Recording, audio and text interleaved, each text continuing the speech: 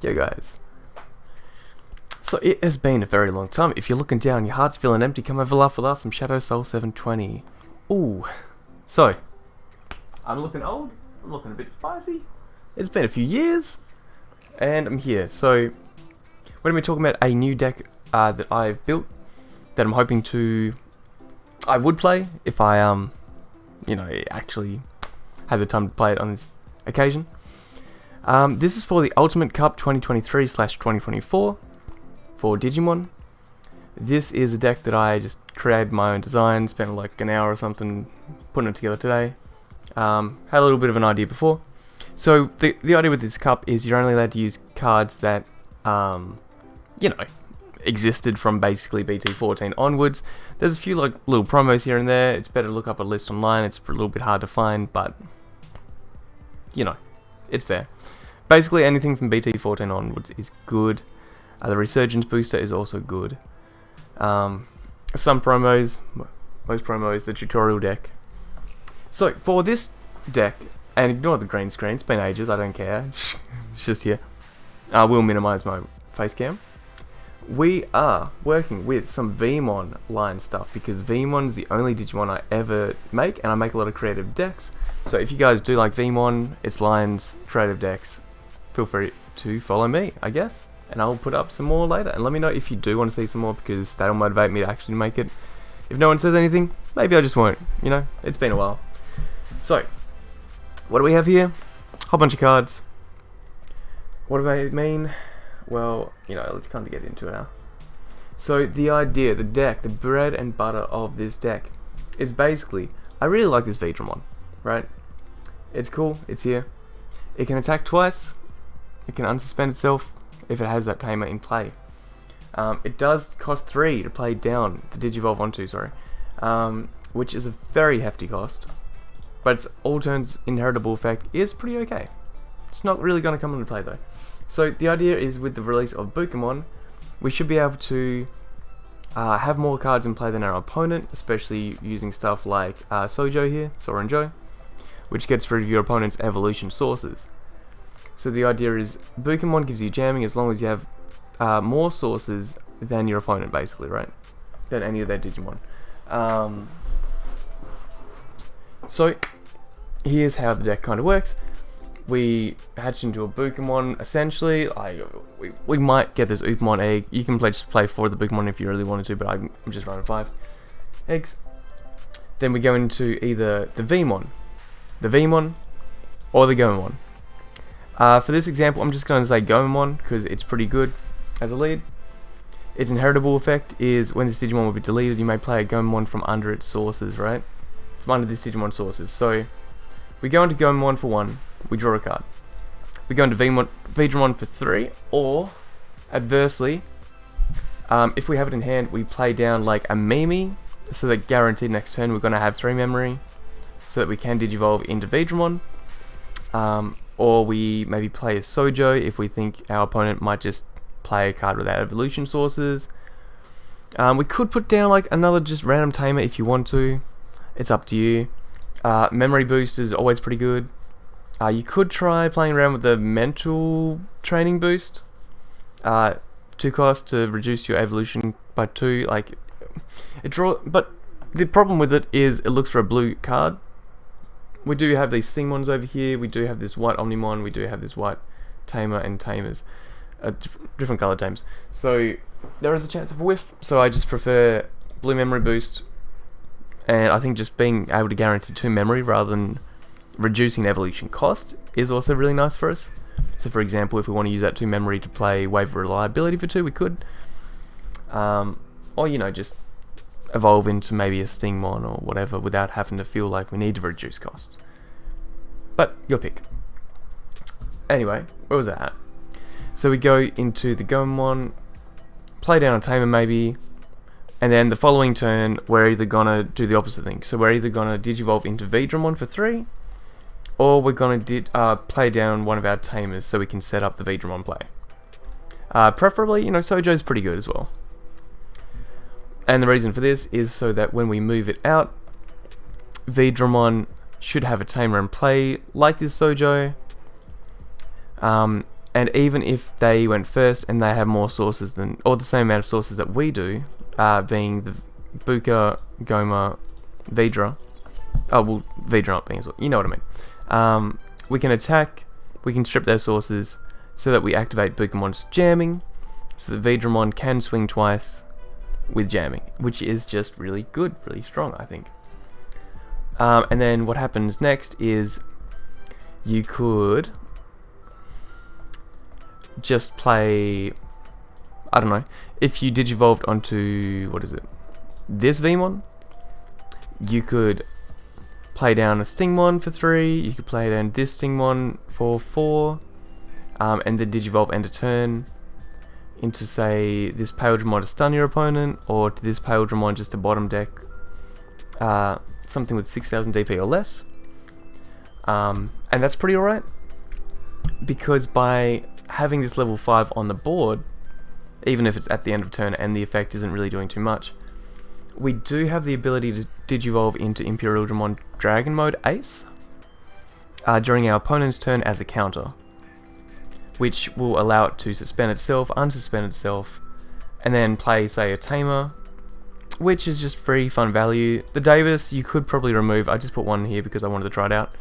When you play it, it lets you play a Veemon for free. Since we're running 8 in the deck, there's a pretty okay shot that you're going to have it, and that's why starting with Gomon in the breeding area at the start of the game is preferable, right? Because we're not going to be playing that out with Davis, not that it really matters. So anyway, the other alternative is just, look, if Vidramon gets deleted or something and Goemon's underneath, then you can play Goemon out, and then next turn you could, you know, do the whole breeding area shenanigan sort of bit. You could digivolve into a Stingmon. You could try and like look for another way to get a level 4 down so you can go into your DNAs at level 5. You could also use the Lobomon to digivolve into one of these blue Tamers, which we're running 7 of at the moment. Again, 6 would be probably fine, or just replace the Davis for like another Joe, or, you know, either one of these Joes is probably good. And that's pretty alright, yeah? Because we're just trying to ideally swing twice with Vidramon.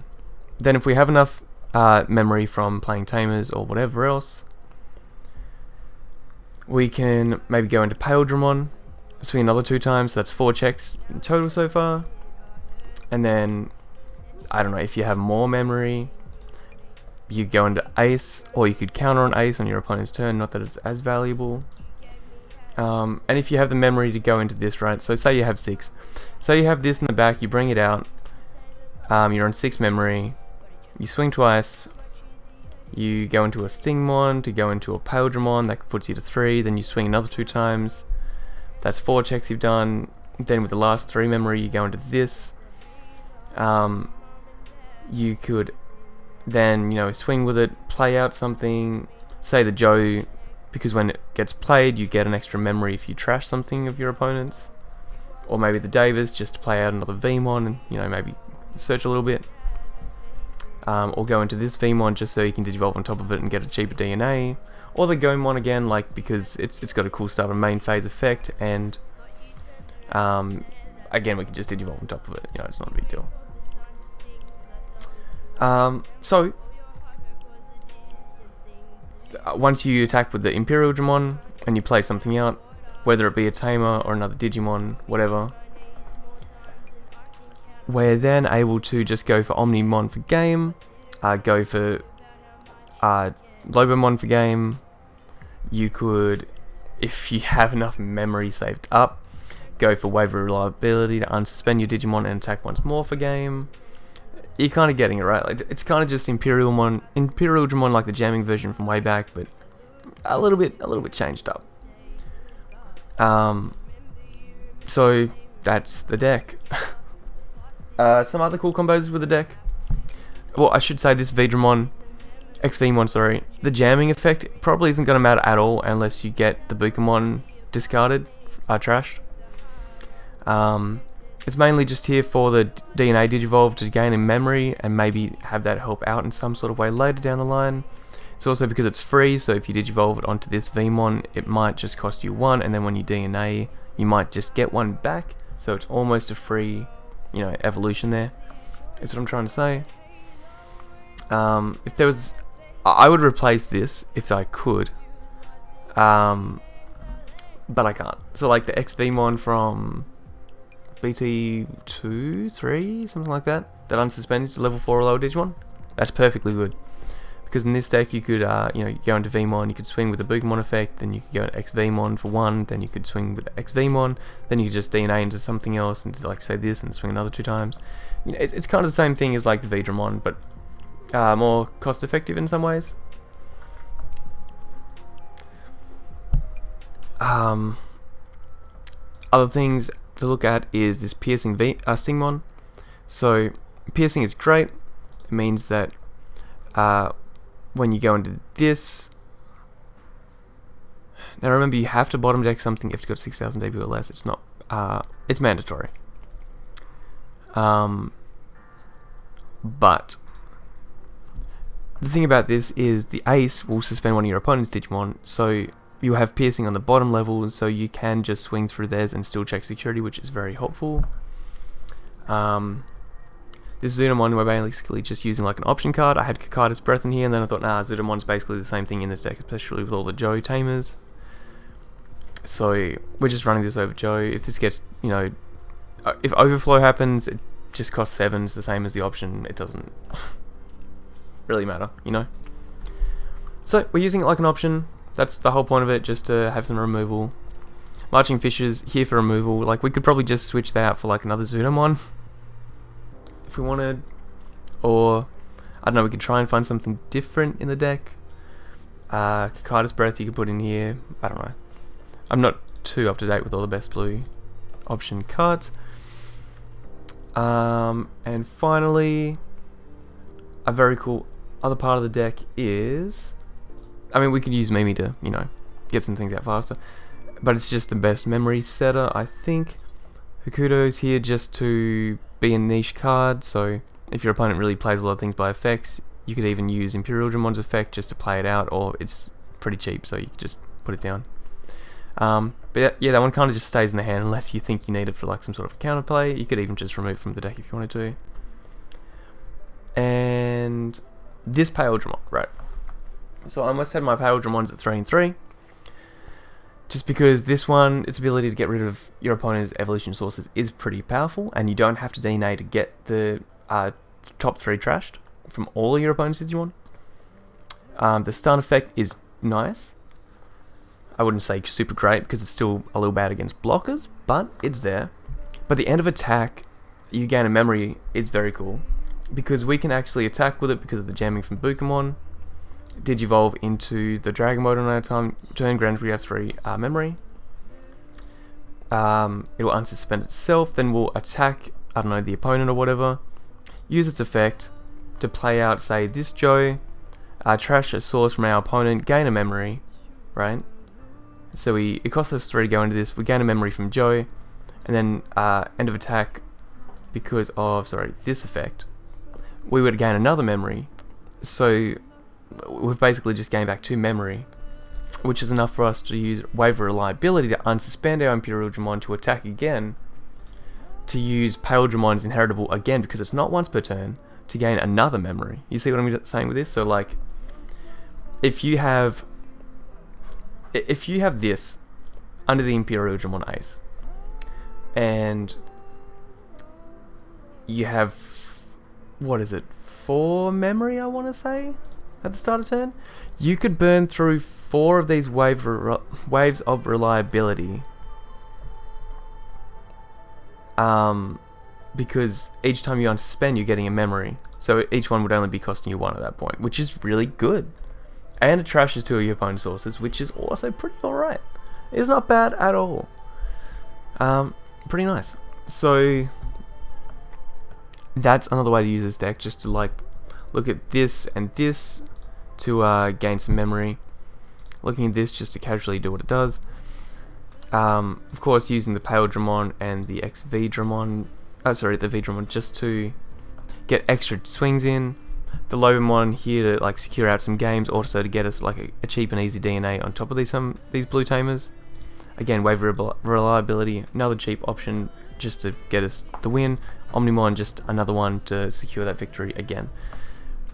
And that's really what we're looking at. If there's big blockers, you know, you're just going to rely on like your Zudomon.